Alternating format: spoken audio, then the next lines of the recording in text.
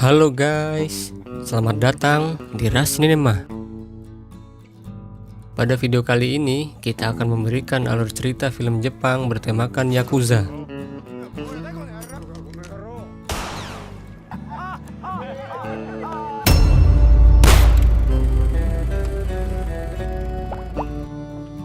Film yang akan kita bahas ini berjudul Ryuzo and His Seven Henchmen.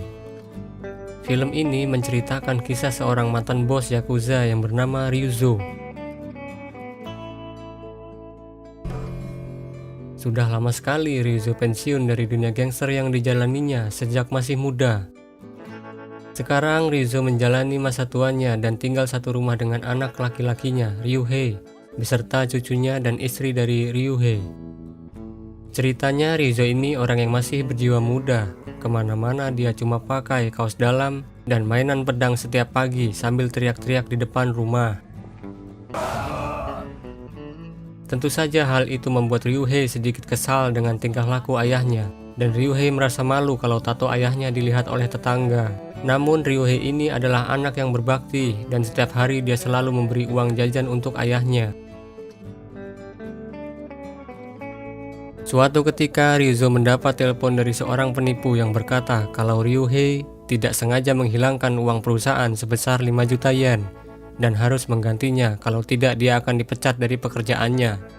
Ryuzo menjadi pusing dan kebingungan setelah mendapat panggilan telepon itu, dan akhirnya dia membawa barang-barang berharga miliknya lalu menuju ke tempat di mana dia dan penipu itu janjian untuk bertemu. Tak lama kemudian seorang pria berkacamata datang menyapa Ryuzo. Pria ini mengaku kalau dia adalah utusan perusahaan yang ditugaskan untuk mengambil uang yang dihilangkan Ryuhei. Akhirnya mereka berdua duduk dan mengobrol di tengah taman. Ryuzo ternyata tidak membawa uang seperti yang diminta penipu itu, tapi dia justru membawa barang-barang kesayangannya seperti sabuk kulit dan koleksi koin kuno miliknya.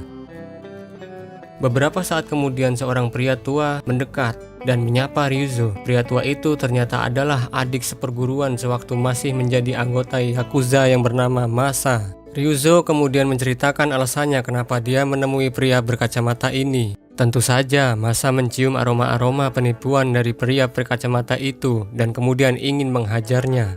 Namun Ryuzo masih belum paham kalau dia ini mau ditipu.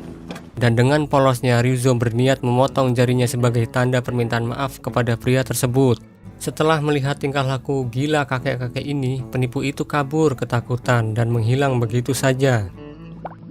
Ryuzo dan Masa menghabiskan malam itu dengan berjalan-jalan ke tengah kota.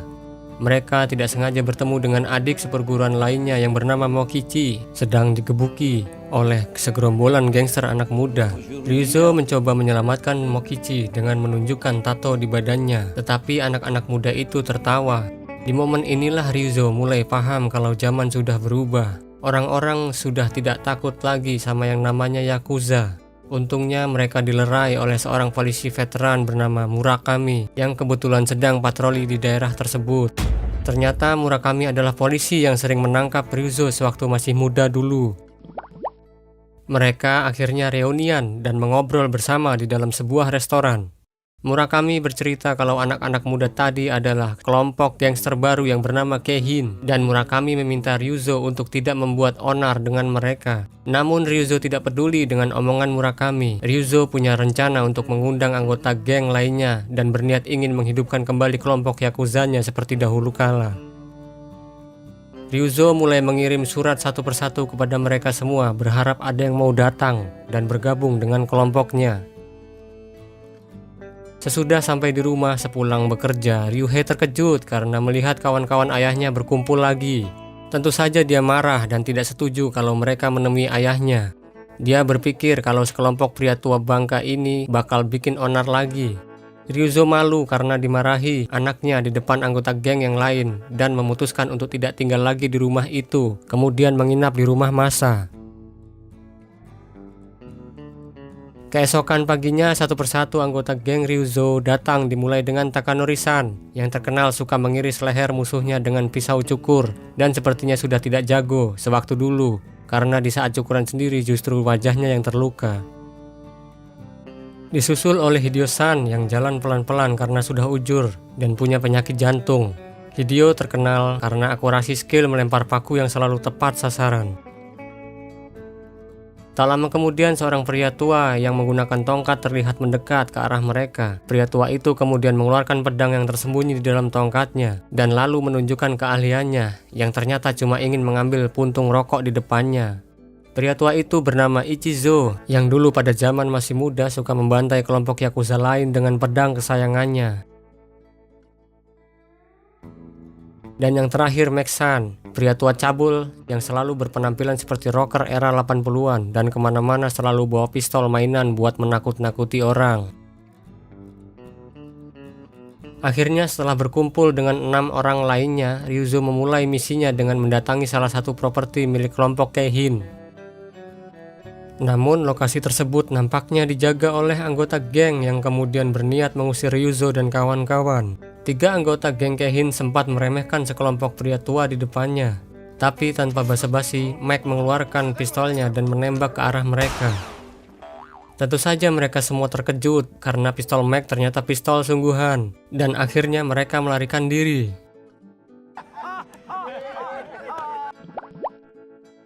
7 orang pria tua itu merayakan kemenangan pertama mereka di dalam restoran. Sudah puluhan tahun mereka tidak pernah membuat onar dan setelah kejadian di siang hari tadi mereka merasa lebih hidup. Ryuzo berkata kepada mereka semua kalau dia ingin menghidupkan kelompok Yakuzanya lagi dan membangun reputasi secara perlahan. Keenam anggota lainnya setuju dengan rencana Ryuzo dan mereka pun mengadakan tradisi ritual untuk pembukaan kelompok barunya. Dan keesokan harinya saat sedang bersantai-santai, ada seorang sales yang mampir masuk ke rumah Masa. Pria tersebut tiba-tiba masuk dan menawarkan barang yang dijualnya. Pada awalnya pria ini berbasa-basi dengan Masa dan memberinya sebuah hadiah keran air yang katanya bagus untuk menyaring air di rumahnya. Tapi ujung-ujungnya dia menyuruh Masa untuk membeli futon atau kasur gulung yang dijual perusahaannya. Sales ini lancang sekali dan sedikit memaksa supaya mau membeli produk miliknya. Tetapi sales itu tidak tahu kalau di dalam rumah tersebut ternyata dipenuhi oleh anggota Yakuza. Dan akhirnya Ryuzo meminta sales itu untuk memberikan kasur gulungnya secara gratis. Melihat sekelompok pria tua yang penuh tato, tentu saja sales itu kabur. Dan begitu sampai di kantor, dia dimarahi oleh bosnya. Ternyata bos sales tersebut adalah ketua geng Keihin yang juga bos dari penipu telepon dan geng anak muda yang pernah berurusan dengan Ryuzo sebelumnya. Sementara itu, Ryuzo dan kawan-kawan mulai menjalankan rencananya perlahan, dimulai dengan patroli area di sekitar mereka. Di sana mereka tidak sengaja melihat seorang pria yang bernama Tokunaga sedang turun dari mobil mewahnya. Tapi tidak tahu kenapa pria itu berdandan seperti gembel dan tiba-tiba naik kursi roda. Pria itu terlihat menggedor-gedor pintu rumah orang dan menagih sejumlah uang. Tentu saja Ryuzo menjadi penasaran. Kemudian Ryuzo mengancam akan menghajarnya karena berani menagih uang di daerah kekuasaannya. Tokunaga ketakutan dan memohon kepada Ryuzo supaya mengampuninya dengan imbalan akan mengajarkan sebuah trik penagihan uang yang paling mudah dan tanpa korban jiwa. Akhirnya Masa yang menjadi tumbal. Dia didandani mirip gembel dan mencoba menagih hutang kepada seorang wanita dengan cara memelas agar wanita itu luluh dan mau membayar hutangnya. Namun ternyata wanita itu kesusahan karena suaminya sedang mengidap penyakit kanker yang sangat parah. Karena merasa kasihan, Ryuzo memberikan wanita itu sejumlah uang dan memberinya waktu sampai bulan depan untuk melunasi hutangnya.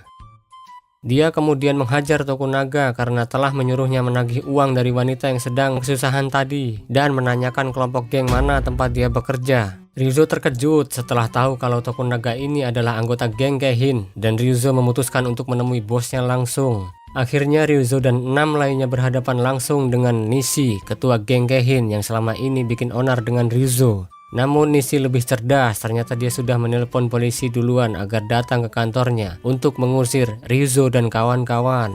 Untungnya yang datang adalah Murakami, polisi senior yang sudah lama dikenal oleh Ryuzo. Dia masih berbaik hati dan membebaskan Ryuzo dengan memberinya peringatan terakhir supaya tidak membuat onar lagi.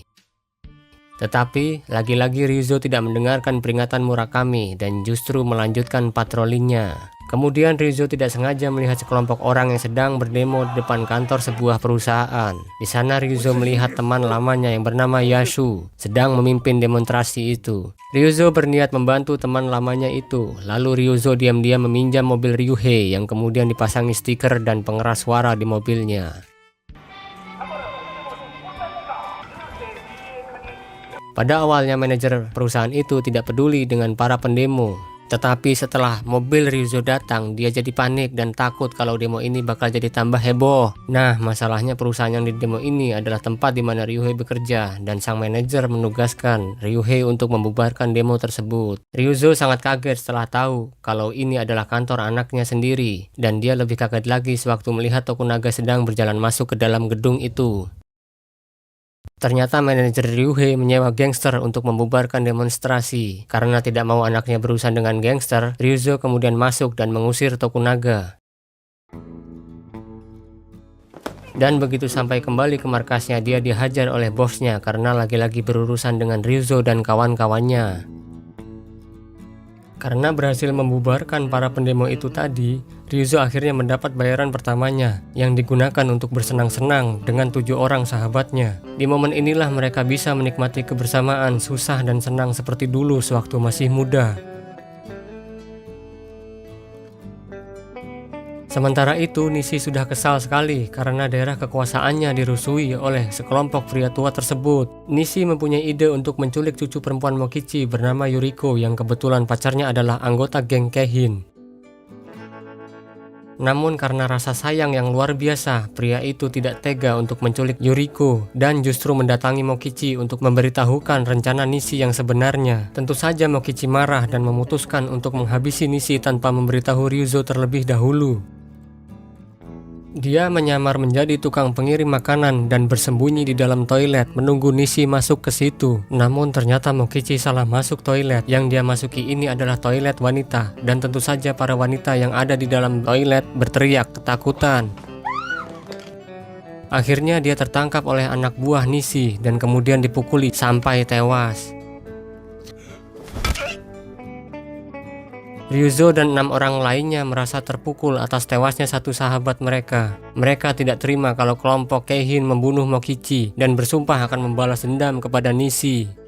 Akhirnya mereka semua bersiap-siap perang dengan kelompok Keihin. Yasu dan Takanori punya ide gila. Mereka berdua berniat mencuri sebuah pesawat yang nanti rencananya mau ditabrakkan ke gedung markas Keihin. Sementara itu Ryuzo dan 4 orang lainnya bergegas menuju kantor Nishi dengan naik mobil. Tapi tidak tahu kenapa dia juga membawa mayat Mokichi bersamanya. Masa terlihat ketakutan karena duduk di samping mayat Mokichi.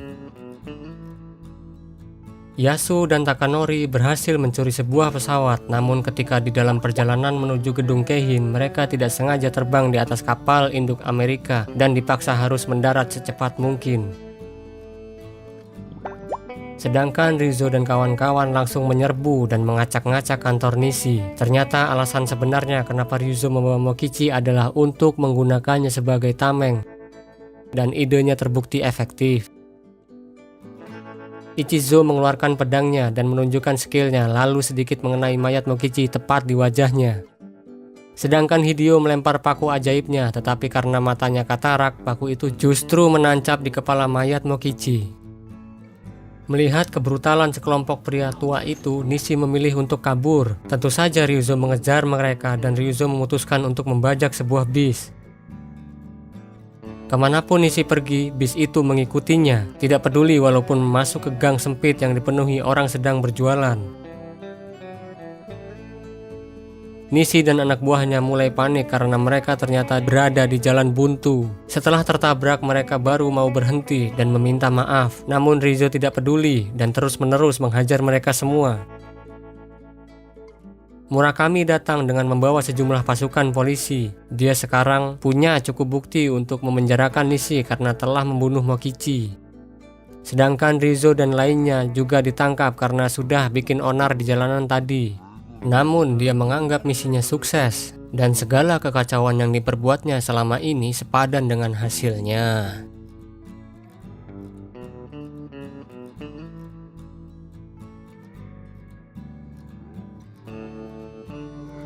Oke guys, sekian dulu video dari kita, dan nantikan alur film yang seru di video selanjutnya.